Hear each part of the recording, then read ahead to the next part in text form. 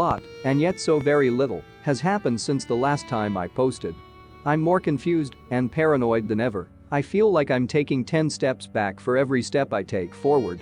The situation is slowly devolving into a veritable mess, and I'm thoroughly entangled in the web of deceit that I admittedly contributed to creating, but I'm getting a bit ahead of myself, so I'll pick up from where I left off. I ended up calling Marcus first, and he answered almost right away. Hello, this is Detective Marcus. How may I help you? Hey. It's me, Clancy. Oh hey Clancy.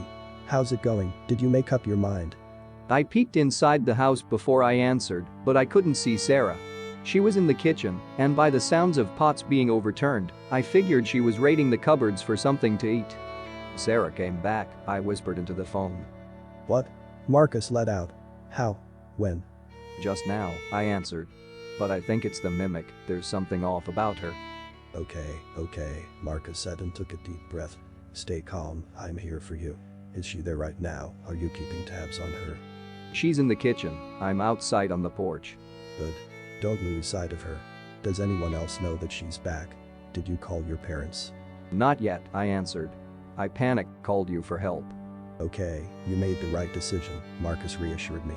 I knew I was onto something with you. What do I do now? Do I go in there and… No. Marcus yelped. Don't do anything brash, okay? Don't confront her until you know beyond a shadow of a doubt that it's the mimic. I'm a few hundred miles away on another case, so the fastest I can make it there is a few days from now. I wasn't planning to, don't worry. I'm not stupid. Just keep tabs on her. If anything comes up, and I mean anything, let me know. I'll rely on you to keep me informed. Can I do that? Of course, I answered. You're a good kid, Clancy, Marcus said, almost making me laugh. I'm 20, for crying out loud. You have a good head on your shoulders, so I trust your judgment. If the situation gets dicey, or you feel you're in danger, don't hesitate to run away. Will do. I'll try to wrap up this case as fast as possible, hold out until then. Try to keep her isolated if you can, it'll be less of a headache to clean up everything if she ends up being the mimic. That's gonna be pretty hard, I admitted. She already asked to talk to Dad, got to go now, but we'll keep in touch. Okay, talk to you later. I'll think up some bullshit and see where to go from there. I ended the call and peeked inside the house again. The rustling had stopped. Sarah? I called out hesitantly. I didn't disappear again, don't worry, she answered with a chuckle. I'm brewing some coffee, do you want a cup? Sure. Did Dad answer? I fumbled for words. No, he left. For the Grand Canyon, I just remembered. Said he needed some time away, so he didn't take his phone with him. Oh, well in that case come in. I wasn't sure if she believed me or not. She likely had her doubts, but until she'd confront me about them, I decided to take my small victory, be right over. I already was thankful for the short reprieve, but I still needed to do something.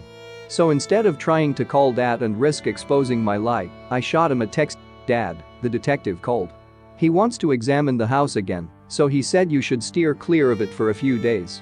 Gonna call you tomorrow, good night. Dad texted me back almost right away. Okay, want me to come over in the morning and pick you up? No, I'll be staying here to help him out. Okay, talk to you tomorrow then. Good night. Good night, love you guys. With that, I stashed my phone away and made my way to the kitchen.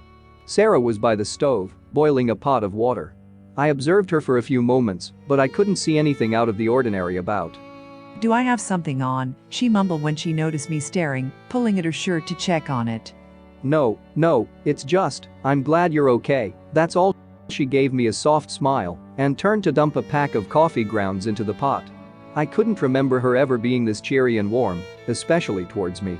But then again, her change of attitude could be explained by what she'd been through. So I filed it under potential red flags, but decided to hold my judgment for the time being. How much sugar? She asked after she poured us a cup. 2 cubes is enough? She dropped 2 cubes into the murky liquid, handed me the cup, and sat at the table opposite of me. We sipped the bitter insomnia for a few minutes, both unsure of where to take the conversation. When it became apparent that she wouldn't talk, I took charge of the situation and did on my own. So, long and crazy story. I asked. Yeah. Tell me about it, I'm all ears. Okay, so, the gist of it is that I kinda went stir crazy. Not sure why, but I did. I started hearing voices calling out to me, thought the house is haunted, and I ran off. I took in what she said, hanging on every word. Sarah hid a lot from me in that confession, and I wasn't sure what to believe or do. Should I confront her? Bring up the recordings? The creature in the basement that she tried to burn alive? That sounds rough, I said instead, deciding to play along. My hope was that, if she didn't know I was onto her, she wouldn't try to harm me or run away again. I could only speculate about the mimic's goals, but if it wanted to take over Sarah's life and masquerade as her, I needed to keep the illusion intact for as long as possible. The potential mind reading it might have been capable of threw a wrench in that plan, though, so the only thing I could do about it was to pray she wouldn't try it. Yeah, she agreed. The last few months were a little, well, completely shit, to be honest. But I'm doing better now, and I'll start looking for a therapist soon. Sounds like a plan to me. We took a few more sips from our cups, but something seemed to bother her. She stared into her coffee intently, her brows furrowing, as if she debated internally over something. Ooh, you said that you buried me, that you thought I was dead. What's that all about? Did you declare me missing or something? Was it an empty casket? Another thing I needed to lie about, and possibly another attempt at deceit on her part. I made note of it as I thought of an answer, filing it away with the rest of the evidence that was building up. No, someone burned alive in your basement. Some neighbors called the firefighters, they put it out, and we thought it was you. So the authorities declared you dead, and we buried the body. Fuck me, she lamented. That's going to be hard to explain and overturn. Who burned, though? I prodded, trying to see if she'd confess to anything. I don't know, some squatter maybe? I don't want to badmouth my neighbors, but one of them might have broken in if they noticed I was gone. We have to call the cops tomorrow and let them know. We'll see. It might be a better idea to hold off on that for a few days, I said absent-mindedly. What? Why? She burst out. If they think I'm dead, we should let them know as soon as possible. I needed to think of something fast, and her haste gave me an idea. Yeah, you're right, I answered.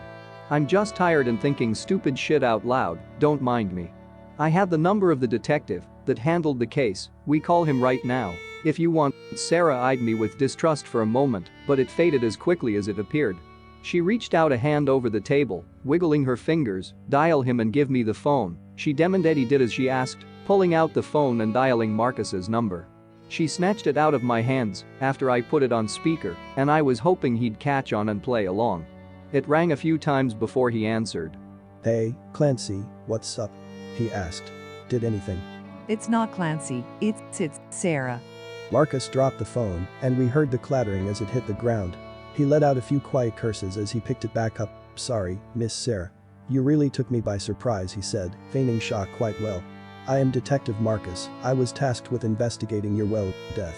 I know, Detective Clancy told me about you. That's why I wanted to call you right away and let you know I'm alive. Those are amazing news, Marcus said. I'm glad to hear you are fine and it's all been a misunderstanding. Thank you.